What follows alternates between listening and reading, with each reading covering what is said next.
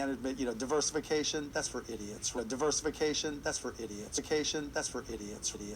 Idiots.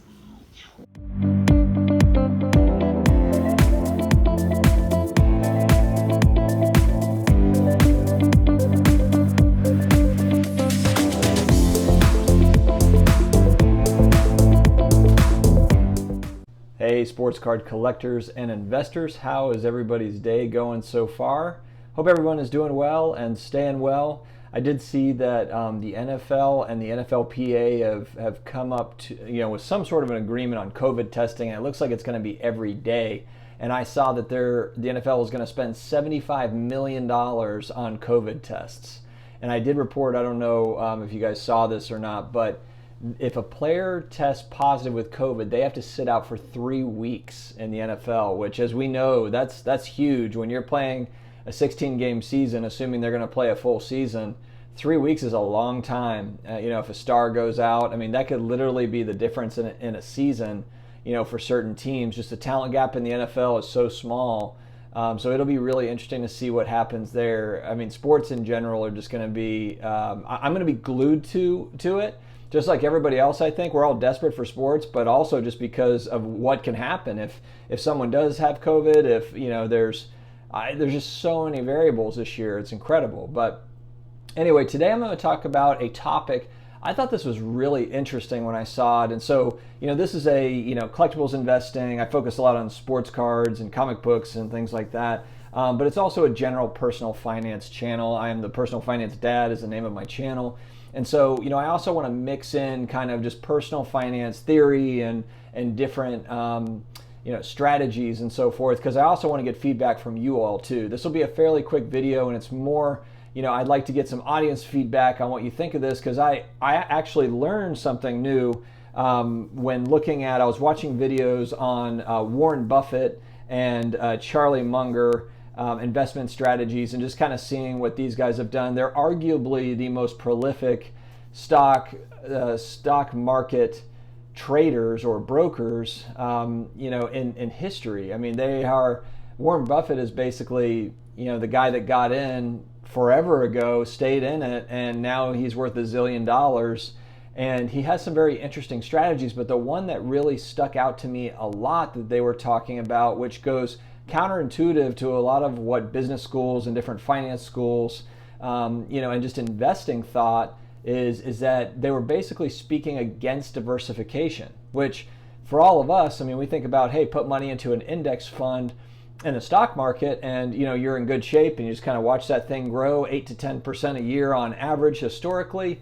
And that's kind of what you do as a foundational piece of your investment pool, which, makes a lot of sense in certain circumstances. And essentially what Warren Buffett does say is, and I'll play a video, I'll play it probably in the beginning of this video, I'll play a couple of clips, or maybe I'll just sync it in here as we're talking. It's back to the diversification question. We think diversification is, as practiced generally, makes very little sense for anyone that knows what they're doing. Diversification is a protection against ignorance. I mean, if you want to make sure that nothing bad happens to you relative to the market, you own everything. There's nothing wrong with that. I mean, that is a perfectly sound approach for somebody who does not feel they know how to analyze businesses. But basically what he's saying is it's not a bad idea, it's not a bad strategy to invest in an index if you don't know what you're doing. If you don't have any idea what these companies are doing, if you have not researched the companies, if you don't care to research them, but you just want to get into the market, which I think that's probably a lot of people, then investing in an index fund could actually be a decent strategy. But the one thing that stuck out is basically he was saying, look, I mean, he used an example of Coca-Cola. There are only, a handful of companies like Coca-Cola, fantastic companies, essentially is what he was saying. So for him and Charlie, they were basically speaking about how it was just crazy to them that if, for them who really know what they're doing and they're investigating companies and they're looking into it and doing a ton of research on companies, why would they put their money in 50 different companies? And that's exactly what they don't do. They basically, and if you look at Warren Buffett and Berkshire Hathaway, the way that they swing money and their positions, they go hard on their positions. So if they like AT&T, they go hard on AT&T and they buy in. They go. I'm not saying they go all in, but they put a substantial amount in to those companies. I remember, especially during the 2008 financial crisis, I remember Berkshire Hathaway making some massive moves into companies. And, at the time it was kind of like, wow, that's really leveraging yourself, kind of over leveraging yourself. But they know what they're doing. They've been doing it for 50 plus years. So it was just incredible to me. And I was thinking, now, of course, the stock market, I'm not going to say that's exactly like sports cards because it's not. But we do have some similarities as far as there is an index of players. If we're looking at it from the standpoint of, investing in a card is like investing in a player, which essentially is kind of what you're doing. You're betting on a player's career. Essentially, you're speculating on it. And so, I thought it was interesting to kind of, and to ask you all, as far as diversification goes, what does that mean to you?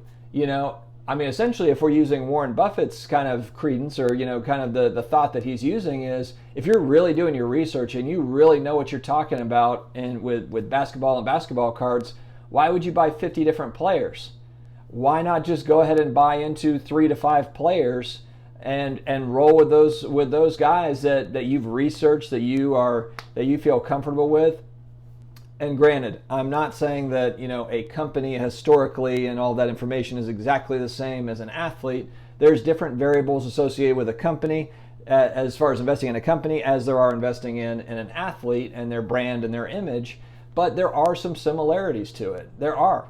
So, it got me thinking, and when we think about diversification, does that mean diversification of players? Like, should we diversify how many players we're investing in? Sports? Should we diversify, should I be investing in soccer cards when I don't know anything about soccer cards? I know a little bit about soccer.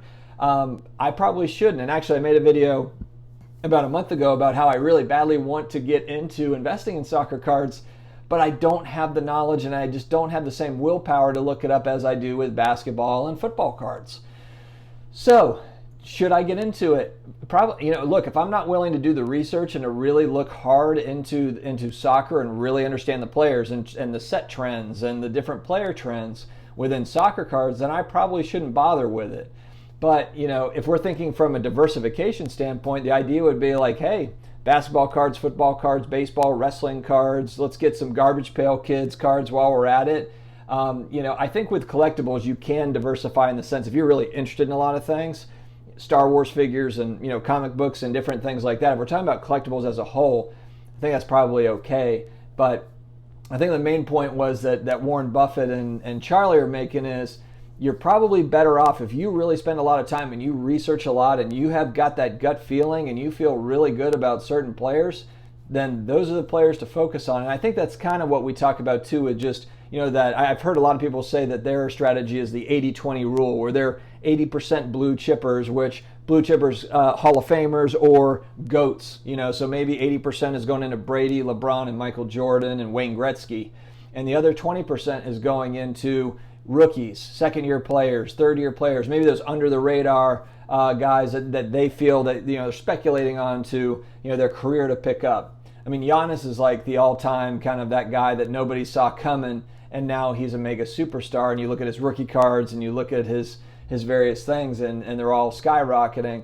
We're all kind of there's part of us that are looking for that next Giannis, and I think that's kind of the fun part of it, part of investing and collecting.